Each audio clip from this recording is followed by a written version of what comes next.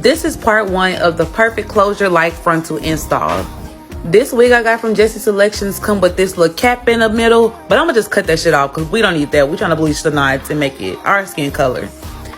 After this, you're gonna bleach your knots. If I have to go over bleach knots, I can do that, whatever, leave it in the comments, but we're gonna skip it and go to plucking. The first thing you do is separate one line of hair. Then you're gonna pluck both downward and backwards. This is backwards. And you're gonna do this for about 3 sections. So you're gonna separate a line again and then pluck backwards and downwards. You have to do it so many times to make it thinner. The most natural installs have thinner hairlines. So we're plucking downwards and backwards to get that thinner hairline throughout and not just at the front where your lace will be glued down. Once you pull it all back and see exactly how it's supposed to look, it looks so much thinner. Don't even like for part 2 because I'm going to post part 2 anyways, the fuck. Step 2 is all about the cap. I'm bald head, so I have nothing to worry about edges and none of that. But what you're going to do is take your glue, and because it's a closure, you're just going to put it right across, right above your hairline. You see, I'm using 1 coat because I switch my wigs like draws. But if you're trying to keep it on longer, use 3 coats. Put your cap over the glue before it dries, just so you can see exactly where it's going to be at. Then you're going to add some more glue on the sides, because you know closures be a little longer. I got a 4x4. Then you're going to cut your cap just from here to here. So you can pull it back like this, and then get the rest of the cap. You're going to put glue along the line so you can make this super flat without these lines sticking up like this. Make sure the makeup you're going to use is the exact same skin color as you. Now the wig is ready to be placed on, and I'm doing it in part 3.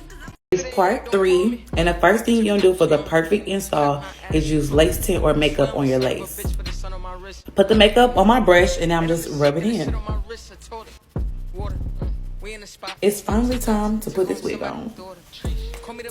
I prefer using makeup instead of lace tint because you can use a makeup wipe to clean it up. Instead of lace tint, you have to wash it out.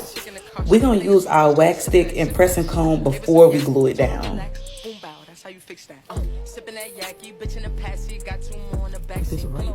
Like I said, I only use 1 layer of glue because I don't like to keep my wigs on for that long. But if you're trying to keep it down, use about 3 or 4. Put it down using a comb.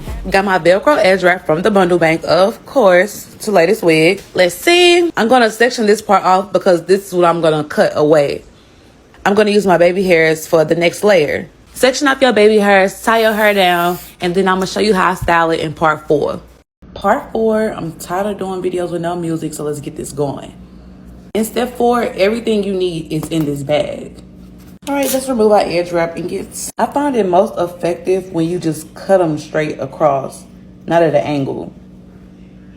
When cutting your hair, always cut longer than you actually want it. Because you can cut some more, but you can't grow none of this shit back. This edge from an edge brush is all I use on my edges. I do not like edge control or got to be. We're going to use this mini flat iron to tame my edges. You're going to take your edges in your flat iron and flip them up. They look like horns. Give each side a pump. It's time to style it. Okay, now part it. Then you're gonna wax it. Don't forget to hot comb it. Okay. Mousse it, twist it. And this is the finished product of our closure install series.